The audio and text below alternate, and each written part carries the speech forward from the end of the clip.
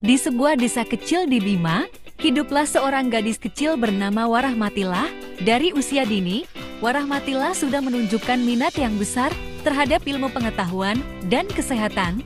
Ia sering terlihat membaca buku dan bertanya tentang segala hal yang dilihatnya ibunya.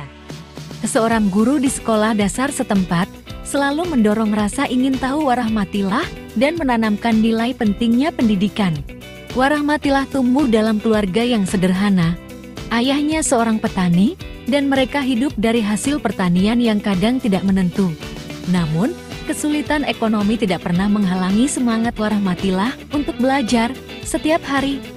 Ia berjalan kaki beberapa kilometer untuk mencapai sekolahnya.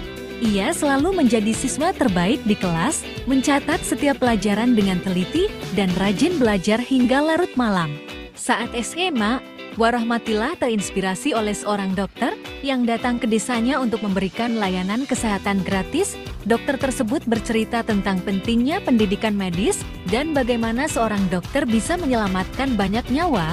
Sejak saat itu, Warahmatillah memutuskan ingin menjadi dokter, bukan hanya dokter biasa, tapi dokter spesialis neurologi karena ia terkesan dengan kompleksitas dan keajaiban otak manusia.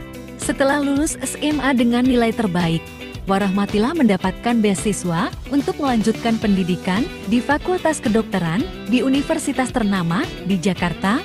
Meninggalkan desanya untuk pertama kali, ia menghadapi berbagai tantangan.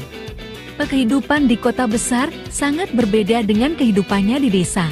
Namun, dengan tekad dan semangat yang kuat, Warahmatillah berhasil menyesuaikan diri dan berprestasi di universitas. Selama kuliah, ia semakin tertarik pada bidang neurologi. Ia sering mengikuti seminar dan praktik lapangan di rumah sakit, belajar langsung dari dokter-dokter spesialis yang berpengalaman.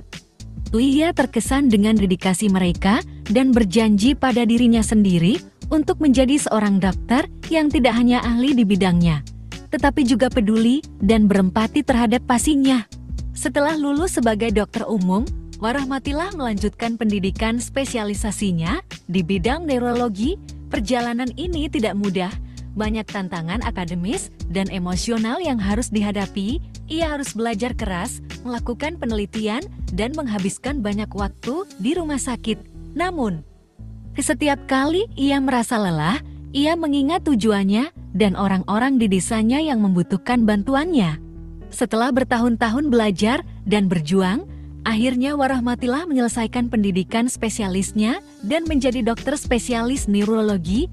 Ia memutuskan untuk kembali ke Bima meskipun banyak tawaran pekerjaan di kota besar.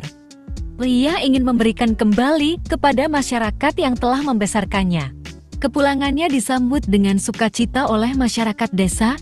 Warahmatillah membuka klinik di desanya, menyediakan layanan kesehatan yang sebelumnya sulit diakses oleh masyarakat.